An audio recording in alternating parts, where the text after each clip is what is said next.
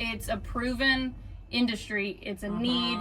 Because the owners was stressed out. You know, they were anxious. They're like, I can't drive and take care of him at the same time. All right, guys, welcome back to the Robotic Dog. Today we have Becky and Nicole with Animalance. We're going to talk about their animal emergency transportation that they do in the Richmond, Chesterfield, Midlothian, all surrounding areas. All over area. They're going to talk to us about that today. And if you guys want their information, it will be in the description below. And then you guys can get in touch with them, talk about pricing, what they do, what they don't do, kind of thing. All right, here we are. So let's talk about... Let's start with where the idea came from. Yeah, so the idea came from being in the hospital setting, emergency setting for years and years, seeing the need for people with mobility issues or hospital transfers or people getting to the veterinary clinics, whatever that looked like for people. They just needed help getting to care for their animals. Right. And so...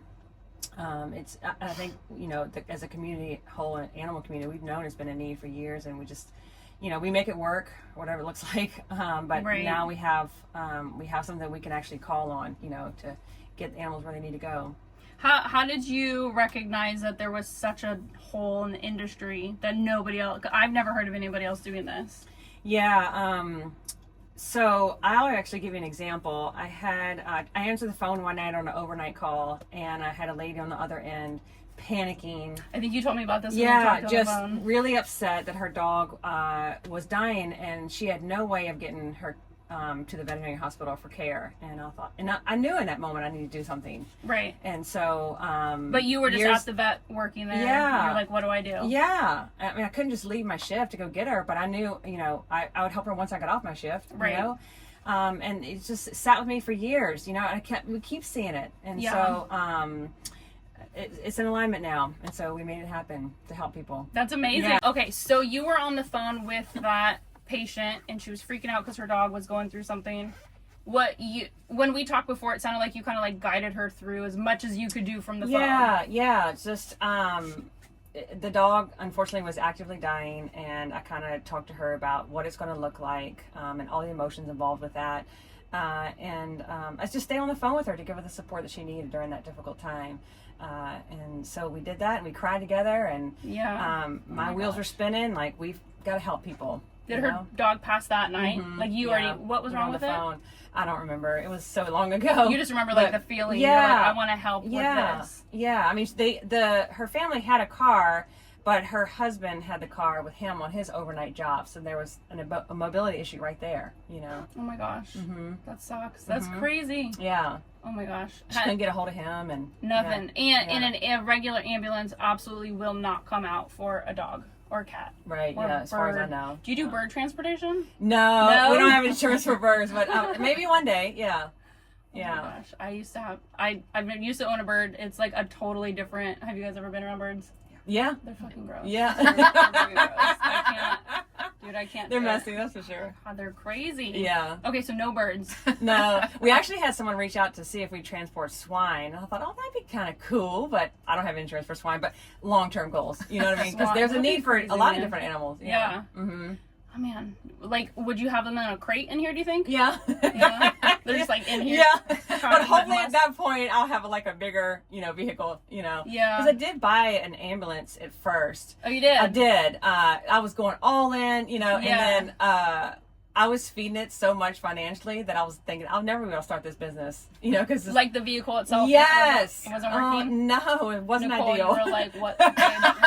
No. It was not ideal to start the business. Very cool, though. Goes with the whole theme. Yeah, and right. It was nice. You could stand up in it. You had so much room, but then, I was like, you know what? I'm just going to get this. I'm going to dress it. And then long-term goal, we'll get a whole fleet of ambulances. We'll go back to that. That would be sick. Yeah. Cool. So we can provide care. Okay, so long-term goal is like actual ambulance. Yeah, and provide full-on care, just like for humans. Okay, so like run code and like full-on care. Yeah. It is shocking that it's not even a thing. Like, animals have no rights. They just are not, they're not advocated for. Yeah, I mean, they've come a long way. Back when I started vet med about 30 years ago, it was it was like a little slap on the wrist. Yeah. You know, for any type of animal cruelty, abuse, neglect, whatever. But now, I mean, they do have some laws. It's getting a little better. It is.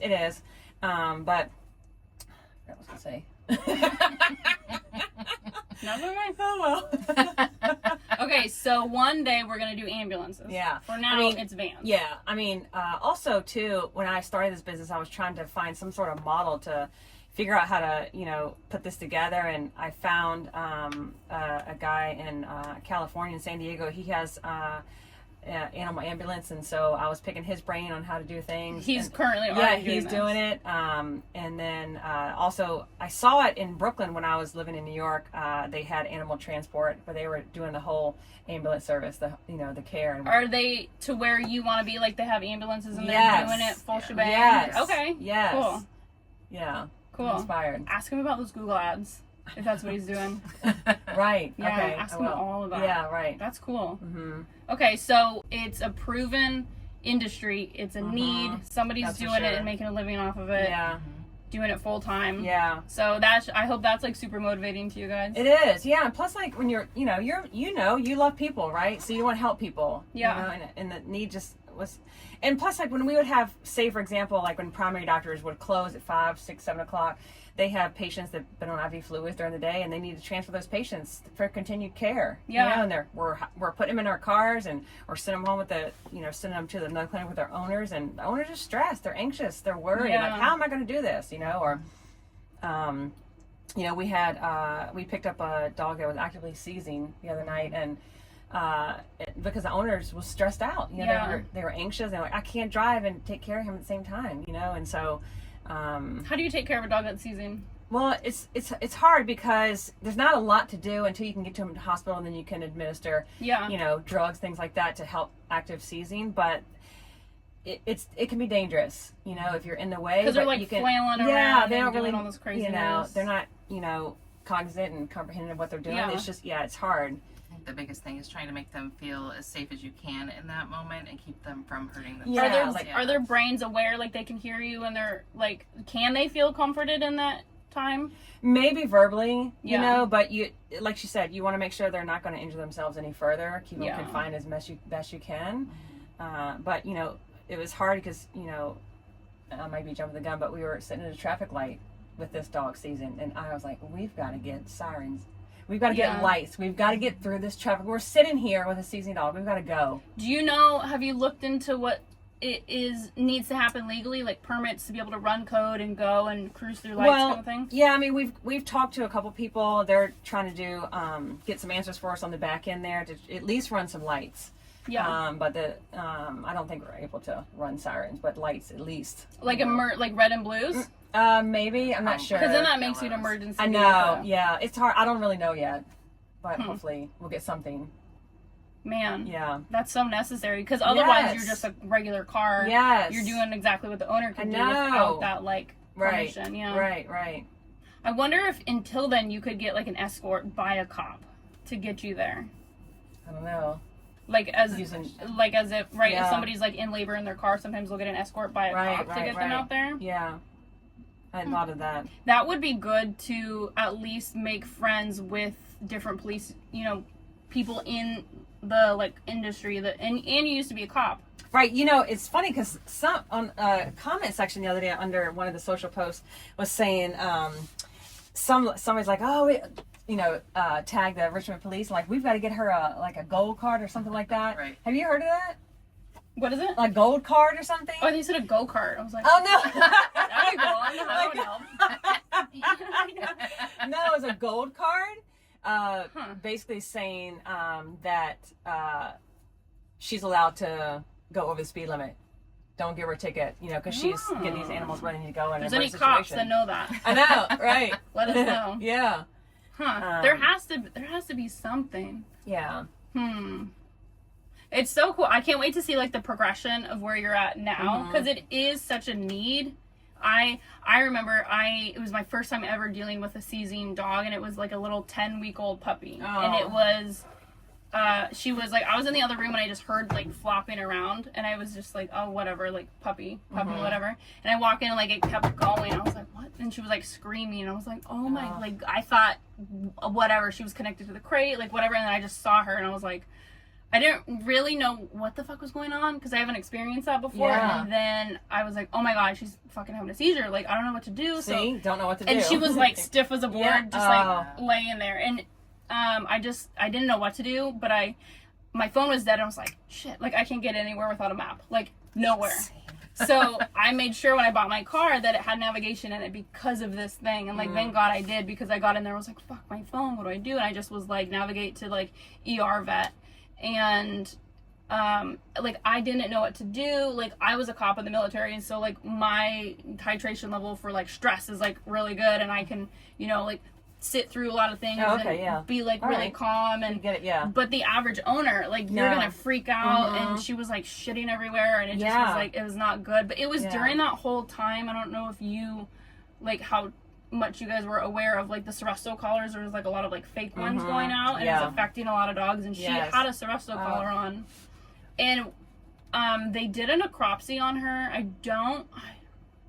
It didn't come back like, oh yeah, it was like that collar that did it, but I don't know what else it would have. She was like healthy, 11 weeks old, German Shepherd, whatever, super happy-go-lucky. She had the collar on the whole time, and it was just like... So she passed away on her own? They opted to put her down because she had like 50 seizures. Like she had her brain was like fried. She was like so neuro I think that's fair. At the end of it. Yeah.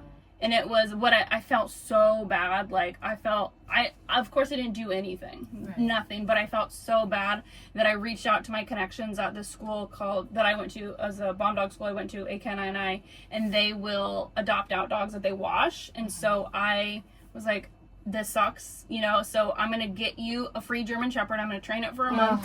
I'm going to give it to you. And it looked exactly like the puppy. And so then they got a brand new German Shepherd, and it's like not a replacement, but like it helped like fill that hole. Right. I just was like, oh, it's so sad. But again, like people, I love the people in this industry, and they felt so much better like after that. Like I can imagine. But like the feel, I know that there was like, you know, sour feelings to me. Even though I didn't do it, like, how could you not? A dog has this traumatic thing at this person's, you know, care. Right. And that's a real thing. I mean, you're associating that person with that moment in time, even if it had nothing to do with it. I mean, we see that certainly a lot in the ER, where it's like, you know, just coming back to that hospital is painful. Even if you had the best possible experience you could have. Like in that the moment, messenger is it, the facility is it, and you're in the medical field too. So I used to be in the same field. I've actually been out for a year. So, yeah, so this is my little taste to come back in. Okay. So now you're just you work nothing in medical. No. Is this like reeling you back in? It is. Yeah, I loved it. I really thought that I would do it forever. I had some pretty severe burnout. Oh my god, the burnout like fucking hit you. Burn out both ends, and you're like, what is my life? Yeah. Seriously. Yeah, it's bad. Yeah. But I'm really happy right now. I have a really good 9-to-5 job. Feel comfortable. I can come home. Good. And I can shut it off at the end of the day. So oh my god, you can clock out. Yeah. You don't ever clock out. That's like. Yeah. Right. Yeah, it's such a natural thing too. I don't have to clock out. It's just I'm ready. Yeah. Well, you love it, and you're like hard charger. You're excited about it, and you're fresh in it. You're like 4 weeks in. That is so crazy. I know. Yeah. But too, I do want to talk a little bit about how like this just isn't emergency transport. This is also like general transport or urgent, or even if you know, your dog had an ear infection and he's just pretty suffering just because you're watching him, you know, itch and scratch it. You know, just he's miserable. You want to get him somewhere, but you don't have a car.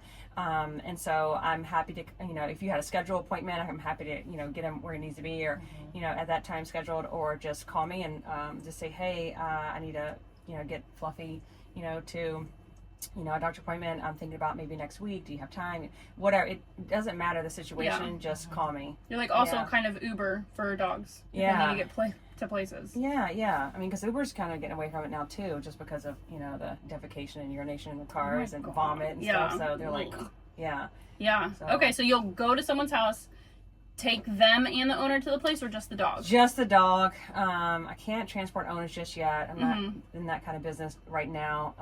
And so it's just the animal. They can certainly follow behind me, or they can stay at home and figure out finances over the phone with the facility. But yeah, it's just the animals right now. Yeah, there's so many different scenarios. I mean, one of the bigger scenarios that we saw in the hospital was, a patient coming in for an emergency in the evening, and they need surgery, but maybe there's financial concerns, or maybe they have a really good relationship with their primary vet who maybe has talked to them, leading up to this moment. And so they don't necessarily want to jump into surgery that night if their pet is stable. But in the morning, they've got to be at work at 7 a.m. so their pet's hospitalized overnight, and we're trying to figure things out between 7 and 9 a.m. We can make it work. We've got approval from, the primary on the receiving end, or the other hospital who maybe can perform that surgery. Yeah. But they need transport. Owner's back at work now, and now we're probably in a time crunch. Like, we can do it, but we need you here and ready to go and have finances figured out by 11 a.m. So, in some of those situations, it would be such a relief, I feel like, to just have to do the conversation over the phone, but somebody else is going to do the transport for you, know, or, like Becky had a lot of patients coming out of oral surgery where, they're good to go, they're stable, they're ready to go home, but, even if you're in the medical field and you know what to expect, when you see your pet afterwards, like, everything kind of goes away when it's your own, you know what I mean? And just being able to help transport a patient in that moment to get them, to their home, to just kind of reiterate that, they're doing fine. This is what you need to do when you're here. Yeah. Sometimes you're going through discharge instructions and it just all goes out the window until you get home and they're like, what did they say? Right. Just to kind of help with that process. Or, we talked to a couple specialty hospitals where, patients are traveling sometimes an hour and a half, 2 hours, 2.5 hours to get to a scheduled surgical appointment. So just being able to provide, in advance, knowing like, okay, you can drop off in the morning and then we'll come and take your pet back to Charlottesville or Fredericksburg in the evening, so that you don't have to worry about that part either. Yeah. So that's, scheduled in advance, and we can make that happen. Do you guys have a card like at every single vet's office? Pretty much. I mean, I took the first 2 weeks and just pretty much hit what seemed like every veterinary hospital around the area. Yeah, just drop off flyers. Were they receptive? Yeah, they were excited because they knew there was a need, right? We're finding that they're not sure how it works, which, I guess it's just one of those things where you don't know until you ask, or, you don't know until you know. Yeah. You know what I'm saying? So, just making sure that they understand that we don't have to, be employed by them. We don't necessarily have to have a relationship with them. We're just asking for them to let people know that we're available. If they have any questions, we're open to answer those questions. But, It is a really good business choice for them to advertise to you, because then if they have a good working relationship with you, you could easily bring more clients to their vet. Yeah. Well, just like what if you have a drop-off, say, like you have a drop-off appointment scheduled for your vet to drop off your dog at 7 a.m. because it's a wellness exam, or it's been vomiting for 2 days, but I've got to get to work. And they call you at 11 o'clock and say, it needs an ultrasound. It's got to go to a specialty hospital for ultrasound. Yeah. Now you're at work. You can't get there. Call me. I can transport it to that specialty hospital. The puppy that they had to put down, there was only like 2 places that would do necropsy. Like, it was like a college somewhere, and then somewhere else like really far away. Probably up in Warrenton. It was. And the owners are like, one, I feel so bad that this has happened, and now I'm like, okay, now take your dead dog to this place so they could freaking chop its head off and like look at what happened. Yeah. I've been in that scenario too, trying to have that conversation with clients to prepare them for that. Even considering like aftercare at that point, because if they, they want to do like private cremation, for example, and be able to have that in the end, if they're going to try and do that service in the lab first, they also need to make arrangements to then bring them back after the necropsy to have that done. It's so sad. Yeah. It's horrible. This is also a big need for me too as a dog trainer, because like I'm so busy, like especially in the weekends. Like me and my trainer Julia are like out doing appointments, or we're here training and we're doing this, and then like if some, like thankfully like I don't have a lot of things happen, but if I did have a dog, that dog that I actually gave to the family, she ripped out her toenail, and I was like, bro, I have to take you to the vet. I'm so busy. Like, why'd you do this? And just having the option of calling you and be like, hey, Becky, like, I'm so please take this dog here. Yeah. Mm-hmm. For sure. We didn't even talk to like groomers. There's a few groomers who, you know, have very limited kennel space too, right? And sometimes their schedule is a little off, and, you know, maybe the timing is just like that patient is ready to go, they're done with their grooming, but, you know, the family needs to get to the school to pick up their kids at a certain time, right? So, you know, maybe we're able to jump in at that moment, even though it's not a true emergency, right? It's a helping hand. It's big, and I'm gonna start putting together like little handouts for my clients. So if you guys have any brochures, for sure, that's great to give to people. I would make magnets. We make stickers, but magnets. I mean, I have stupid magnets on my fridge that I'm like, who is Peterson and whatever, but it's like it's up there. Right? It just holds up like a picture or something. I'm like, whatever. I know. Stickers are really good. Oh my gosh, we make stickers and we hand them out all. Like I saw one of my stickers on somebody's car on the highway. And I was like, yes, awesome! Yeah, doing it. Oh my god, I was like, yes. Stickers are really, really good, and I have stickers with a QR code on it, and those are good because people. It's different. Like business cards, you're like, oh, cool, trash, you know. Right. So the sticker is really good.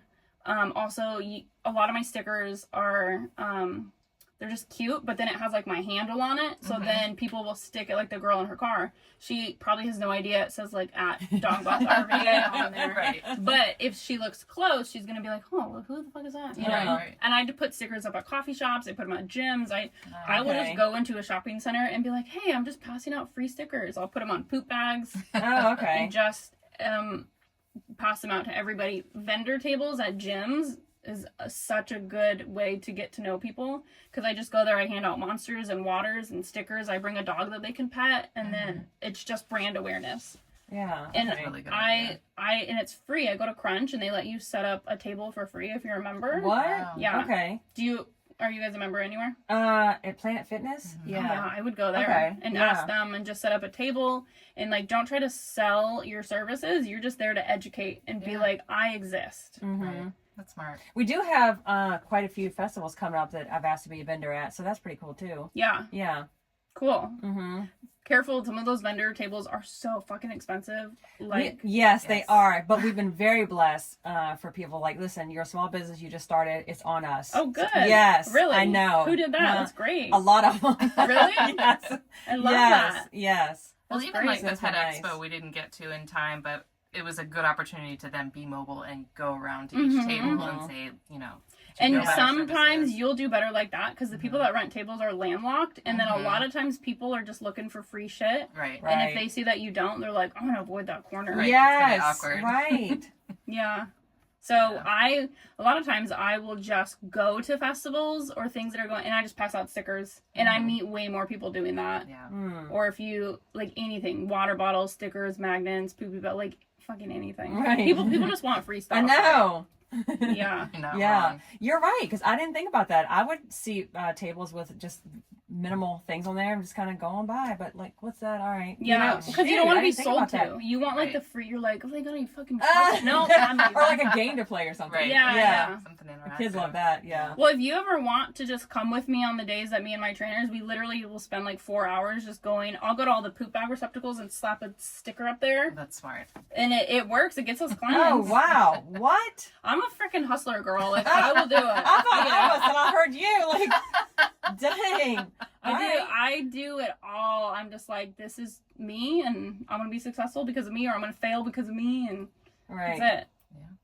And I'll send you one of the guys that I listened to. His name's Alex Hormozy, and he says, and he's so right, that in order to be great, you only have to be a little marginally better than everybody else. It's true. Right place, right time, right uniform, because nobody's doing anything. Right. They're just like, oh, it's hard. It's like, well, did you try? Right. Like, I coach smaller dog trainers, and I'm like, every vet should know who you are. Every dog groomer should be aware of you. Every poop bag receptacle should have a sticker on there. Everybody should know.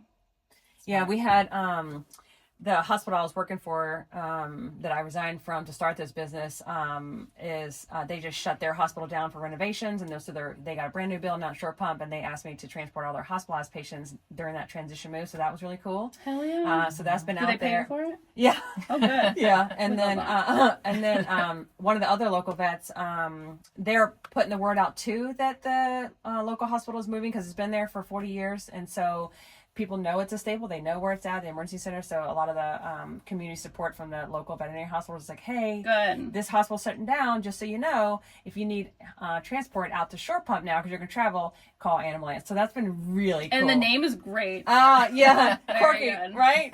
I mean, it makes It works. sense. It's Yeah, good. yeah. It's also shelters. Like being in touch with shelters is really good, and rescues. Yeah, Yeah. for sure. Is reach as many people as we can. Yeah. Yeah. Okay, so what do you not do? So right transport? now we're not providing care. It's just transport only. But like I said, that's for me a long-term goal. Once we can grow and get some staff and all the right staff and grow and provide care and be full on, ambulance. But right now it's just transportation because it's just me. I do have a list of volunteers that can help me with larger dogs or. And what would a volunteer do if they were like, I want to volunteer? Probably drive. Drive. Okay. Drive, yeah, so that can be with the patient. Okay. Mhm. Yeah. Got But it. I haven't had to get a patient yet, just me, so it's been nice. Okay. Because I've a lot of people so supportive reaching out, like, let me volunteer. I was like, all right, got a list. Good. All their availability and Okay. short-term, short. If somebody wanted to sign up to volunteer, what do they do? Just call me, email me, text Okay. me, yeah, whatever. Okay. Yeah, Cool. yeah. So you don't provide care. So what happens if you go to pick up a dog and it's like bleeding out or it's like... Yeah, so, I think that if it's bleeding out, I can put a wrap on it, right? If there's a large bleeder that can be addressed, to at least do that for them, but then go as quickly as possible. What constitutes as care? Because obviously if a dog is bleeding, you put pressure. That's like common sense. Stop the bleeding. Yeah, it is. Because I can do what you can do, right? Sure.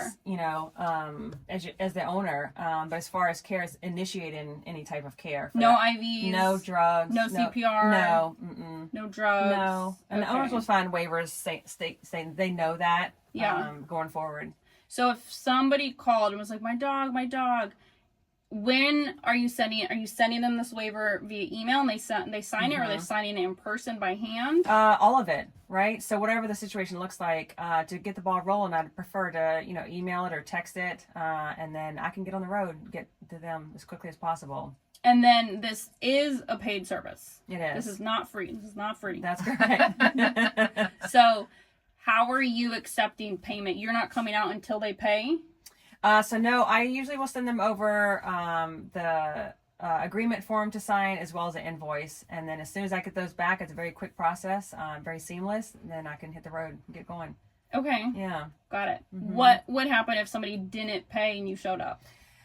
So that has happened, but I haven't gotten any bad situations yet. They've actually, because I know that they're stressed, right? Yeah. This one particular person was extremely stressed. I said, I'm not going to push the issue. We'll figure that out once we get to the hospital, and have a time to breathe. And that's what happened. And then they were said, I still owe you. They were like, oh my gosh, I'm so sorry. Yes. Yeah. Yeah. Mm-hmm. Yeah, because you don't want to show up and be like, oh, your dog's dying? Give me $50, no. lady. Like, I know. I don't know how much it is. It's but hard. You wouldn't really do that. Yeah. Yeah. And it's hard too, because like she was saying, we're not able to.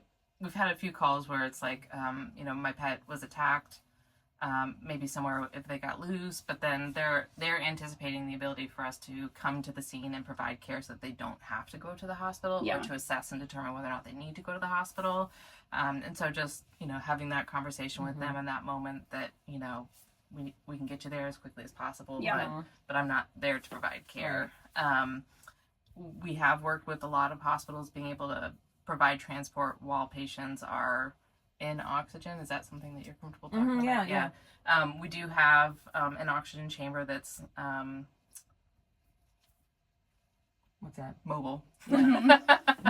Sorry, What is that word? It's been a long day for me. But yeah, it was a recommendation from a local cardiologist, and we've used it a few times, and it was actually fantastic. We had a couple of really critical patients that were transported. What would you use oxygen.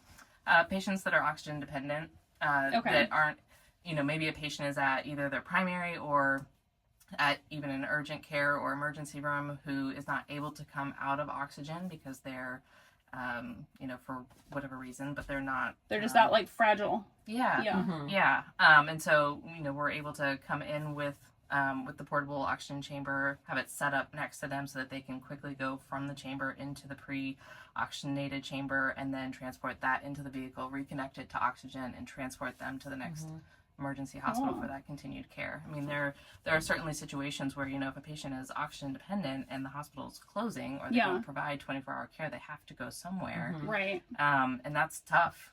Yeah. Or even like post-op care, you take your dog in for a TPLO surgery that day, and oh my gosh, you're like, wait for the other one to go. Right. I know. And you come to pick that baby up, and then it's limping, right? But obviously able to walk out of the hospital.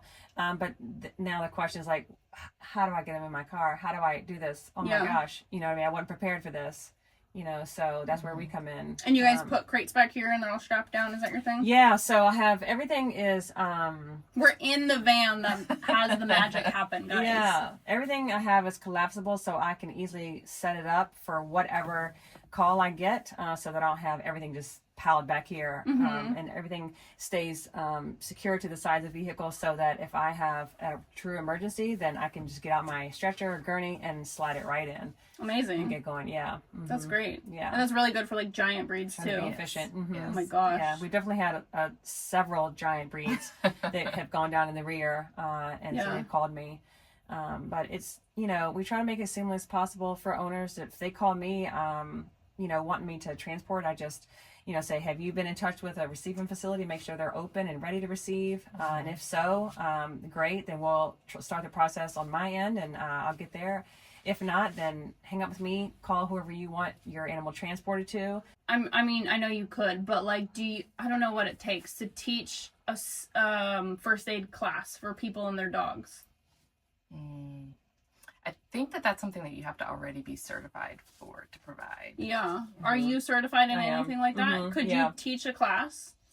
I don't know about that. I've never looked into there's a separate that. certification to teach even if you have the certification, I think you have to be certified to teach. Because that is also like a fantastic income for you guys, and then a way to be known. And then I would love to host, like, my friend Chuck, he owns Ridge Dog Shop. It's a grooming place. And he went to a course, like, in Nevada or whatever, to be certified to teach that course, which is super cool. So, that would be super cool for you to be able to offer that. And then teach me and my staff. And then I could also just, like, host an event where then we decide ticket prices and, whatever. And then, like, typically how people do seminars is you have a flat fee, the person doing the seminar has a flat fee, and then you charge ticket prices for whatever you want. So it's kind of like my company Dog Boss would like pay you your flat fee to come out, and then I charge ticket prices, and then that way I'm like recouping my money, like plus making some. Right.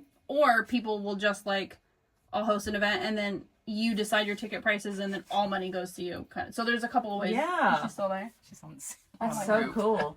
That would be, I bet that would be a really good way to get this well known, is educating the public that you are the authority of like safety for your animals and transportation. Interesting. Okay. Gosh, this is a great idea. I love it. I know. I love it. I'm in it, dude. I love it. I love business. Because that would be cool, because then you could approach every dog trainer in the vicinity and be like, hey, do you want to hold a class? And then you can like charge your clients to come in. Like I've already talked to my clients about doing a class like that with Chuck, but I would rather support like woman-owned small business. Yeah, for sure. No offense, Chuck. No, we love you, Chuck. You're white male, you already got a lot of opportunity. You're good. Right. You're good. Yeah. That would be awesome. That would be really, really cool.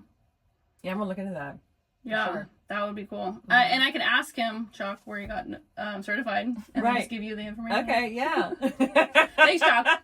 Right. Cool. You know those dogs that they use for medical training, and they're like dummy dogs, but they like weigh as much as a dog? Yes. Where do you get That's those what we use. from? I don't know. I need those for dog training. Right. Because I need to teach my clients how to choke off a dog if there's a dog fight. And you need weight in like a fake dog. Yeah. Right. I want it to be like 80 pounds because some people have like big ass dogs. Well, that's just like when we were in the police academy. We had those weighted people. Oh my god, they're so heavy. Yeah. You're like, why are you doing this? But your adrenaline will get you through it, though. But they were like, whoa. I know. You're like, help me. After you've gone through like this obstacle course, then you got to move this 80-pound per oh my god, dead weight. Did you get OC'd and tased too? Huh? No. No. We did that, and fuck, it's horrible. Getting tased was the worst. What's it like? It's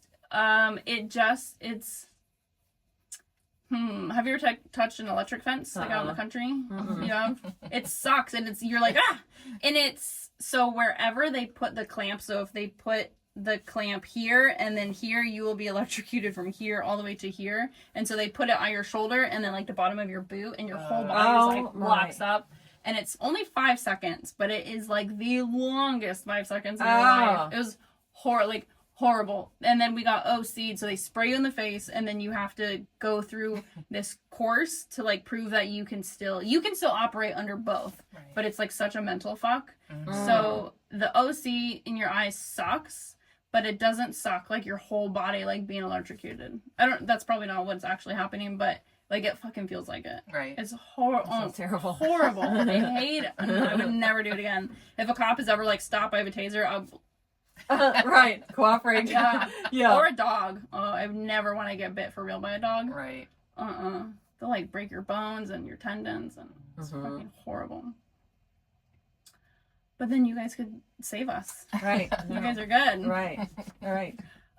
Okay, let's talk about, and this could be like the last thing we talk about. What is the most common thing that is like happening to pet owners to where they would need this service?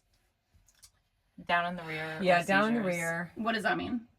Usually big dogs, their hips become weaker as they get older. Okay. Hip dysplasia is a real problem in bigger dogs, and they get to where they can't use their back legs from generalized weakness or any type of other ailment. But they go down and they can't walk. They can't get up. That's horrible. You guys are on Facebook's, Instagram, all Facebook, that? Instagram. We've got a Google page now. Yay, okay. LinkedIn. Yeah, Nice. that's right. Okay, and then what is your handle? Where can they reach you guys on all those? At Animalance RVA. Okay, cool. Yeah. And they're the same across the board. Yeah. Good, okay. Yep. Got it. And, okay, so we're going to put your phone number, your email, we'll put all your LinkedIn and everything in the description. And then we'll give like a share on our story. If you guys want to send us like, I don't know, like a little flyer, we'll like shoot out an email to all of our contact lists. Awesome. Please do. That'd be awesome. Yeah. Appreciate it. And if you want to come with me, either one of you guys want to come with me on Wednesdays, today's Monday, not her and I are talking about it. I don't even know what today is. Wednesdays I go to, it's called 212. Have you ever heard of it? It is a networking referral group. And so the whole point is that you go to the group and then you meet people in there. You have like a lender, a realtor, a banker, whatever, a handyman. And so it's like, if you go in there, you're like, I have this problem. They're like, we all can solve it. So then you're just passing business to each other. Oh, wow, that's nice. It's fucking phenomenal. It's to become a member. So cool. It's so cool. It's $500 a year, but you can just keep coming as a guest pretty much as you want. And there's so many different groups, like almost every day of the week. And that puts you in front of like 10 more people. Wow. And then they host events and it's amazing. That's awesome. Where is that at? On Wednesdays we meet at a mortgage broker's office in Forest Hill. Oh, okay. Sometimes we meet, like different groups meet in Short Pump. Other people meet downtown Richmond. Like what's that outdoor mall called? Short Pump Mall? No. Stony Point? Stony Point. They meet everywhere, and then they'll host like big events, and so it's just it's really really cool. And I'm the only dog trainer that like ever, like I go to everything, and so like they're like, oh my god, you're the only dog trainer who's ever come. I'm like, nice. Yeah. I got seriously one of my girlfriends to come. She's an esthetician. No esthetician does that. So you just have to be like off the beaten path. Like you just have to be marginally better. You just have to Right. go to one or two. And Right. I go every single week to my group on Wednesdays. Well, and those two things are so often so different from, sounds like, everybody else that's Yeah. there. That Oh, yeah, you it's- become the go-to name for yes. that. And Right. it's all housing. It's all housing stuff, banking. It's all whatever. The average human, you know, they're like, I need a realtor or whatever. So for sure you would stick out. It would be amazing. Yeah, I want to do that. Yeah. I'll text you all the Okay. information. And Okay. I mean, you're both welcome to come. And Yeah. sounds like you might be at your 9 to 5. Probably. Because what time is it? It's at 8 in the morning. Oh, yeah. And then Oh. it's done at 9. Okay. Okay, I think I can Yeah. do that. Yeah. Yeah. There's some I that are can't like, do it this Wednesday. I'm transporting. yay, Oh, right. that's good. Yeah. Yeah. Yeah. That's good. Yeah. And then sometimes there's some of them that are like at 3, and then Oh, okay. sometimes we just get together just because. So Okay. yeah, it's really good networking. All right. Cool. Yeah. Well, sign me up for next Wednesday. Okay, Yeah. I'll send Just you let me the know. invite. Yeah. Okay. Cool. Cool. I'm excited. All right, that is gonna close us out. Is there anything last minute that like hopefully the world who watches this will see? Just call me. Let me help. Do you prefer people call you or text you for help? Just call me. Call me. Yeah. Okay, The phone's always on. got it. Yeah. All right. Anything left that you want to say? I think that's it. All right, cool. All right. If you guys like this episode, follow, subscribe, give us a 5-star review. And if you have any suggestions for episodes in the future, you can leave us a comment below or follow us online, Dog Boss RVA. That's DAWGBOSS RVA. And we will catch you guys on the next one.